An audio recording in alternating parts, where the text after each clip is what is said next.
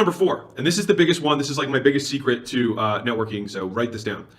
Always say yes to the first ask, all right? Always say yes to the first ask. The reason it's so important is that people aren't going to try a lot of times to be your friend. If you met up at a networking event, or you met at a mastermind, or you met at a something, right? And the first ask would be like, hey, let's touch base next week on a Zoom, or hey, let's meet up in person, or hey, I'm in town where you're at. You want to grab lunch? I always do everything in my power to say yes to the first ask, which means that sometimes I'll move stuff that's already there to accommodate the first meetup. All right, because I have learned this, and I learned this really early in my life, that people only ask once. And most times, if you don't get that first ask, they'll never ask again, right? And so we want to take advantage of, now, if you're on the asking side, the key is to ask many, many, many times, right? But if you're on the receiving end, say yes to the first ask. So the two sides of that one are say yes to the first ask, and if you're the one who's asking, ask multiple times, because sometimes life comes up, and sometimes the people that will end up being huge players in your life later, sometimes they just get busy, and it has nothing to do with you. Rule 4,